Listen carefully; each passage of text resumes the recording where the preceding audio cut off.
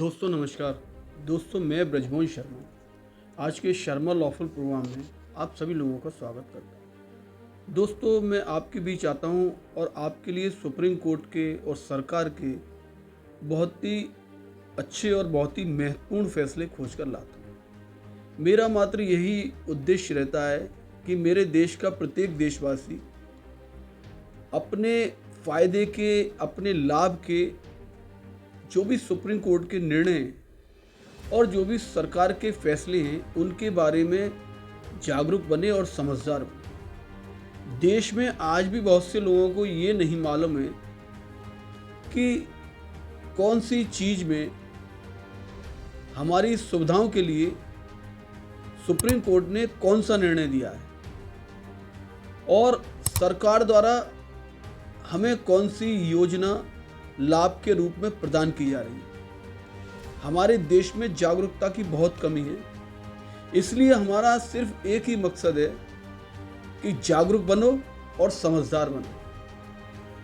दोस्तों अभी जो मेरे मित्र मेरे YouTube चैनल से जुड़े हैं, प्लीज़ वो मेरी वीडियो को लाइक करें और सब्सक्राइब करें। दोस्तों आज भी मैं आपके लिए सुप्रीम कोर्ट का बहुत ही शानदार निर्णय खोज कर लेकर आया हूँ और मैं ये सोचता हूँ कि आप मेरे इस निर्णय को बड़ी ईमानदारी से और शांति से मेरी वीडियो में कंटिन्यू जुड़े रहकर आप अंत तक सुनें, क्योंकि हर फैसला सुप्रीम कोर्ट का हमें कुछ ना कुछ किसी भी रूप में फायदा अवश्य पहुंचाता है।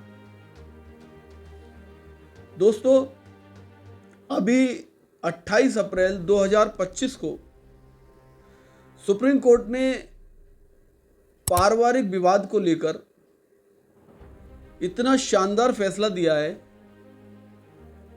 कि उसको हमें सुनना और समझना चाहिए। दोस्तों कर्नाटक हाई कोर्ट का मामला है और ये सुप्रीम कोर्ट पहुंचता है। दोस्तों हमारे देश में संपत्ति को लेकर बहुत मामले कोर्टों में चल रहे हैं। देश की लगभग समस्त कोर्टें, चाहे लोअर कोर्ट हो, हाई कोर्ट हो, सुप्रीम कोर्ट हो, सबसे ज़्यादा सिविल केसों से पेंडिंग में और बहुत सी चीज़ें ऐसी हैं जिसकी हमें जानकारी नहीं है और अगर जानकारी होगी सही और सत्य तो निश्चित ही हम ये फैसला घर में बैठकर भी कर सकते हैं। लेकिन किसी को नहीं मालूम है, इसलिए सीधा व्यक्ति किसी के समझाने में ना आकर वो कोर्ट में पहुंच जाता है और कोर्ट में पेंडेंसी की वजह से उसे सिविल मैटर कई वर्षों तक लड़ना पड़ता है और अगर पिता उस केस को दायर करे तो समझ लो पोते के सामने उसका डिसीजन होगा। ये हालत है हिंदुस्तान में कोर्टों की। दोस्तों आज भी मैं एक पारिवारिक मामले की बात करने आपके बीच में आया हूं। कर्नाटक हाई कोर्ट में एक मामला जाता है कि उनकी पैतृक जमीन थी और पैतृक जमीन का सारे भाई बहनों में बंटवारा भी हो गया। उसके बाद एक भाई ने अपनी प्रॉपर्टी को किसी अन्य को बेच दिया, यानी सेल कर दिया। दूसरा भाई उनके खिलाफ कोर्ट में पहुंच गया और कोर्ट में पहुंचकर ये कहा कि ये उन्होंने गलत किया है, पैतृक संपत्ति को जो सील किया है। कर्नाटक हाई कोर्ट ने उसकी बिक्री को अमान्य घोषित कर दिया। फिर यह फैसला अपील के रूप में माननीय सुप्रीम कोर्ट में जाता है और सुप्रीम कोर्ट में जिस बेंच में जाता है उनमें हमारे न्यायमूर्ति JB पारदीवाला और R महादेवन जी, उनकी पीठ में ये मामला जाता है। उसकी जब सुनवाई होती है मामले की, तो अधिवक्ता कहते हैं कि ये इनका परिवार का मामला है, पैतृक जमीनें वो नहीं बेच सकती है। माननीय न्यायमूर्ति कहते हैं क्यों नहीं बेच सकते, हिंदू कानून के अनुसार ये राइट है, उन्हें बेच सकते हैं। पैतृक जमीन का जब बंटवारा हो जाता है तो वो पैतृक जमीन उसकी स्वयं अर्जित की हुई जमीन हो जाती है।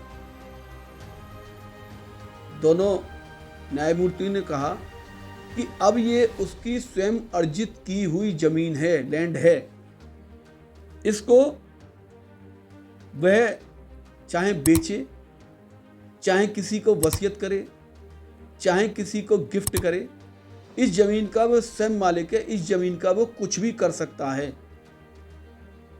क्योंकि जब आपस में शेयर बट गई, सब लोगों का बंटवारा हो गया, और ये बंटवारा तो कोर्ट से हुआ था।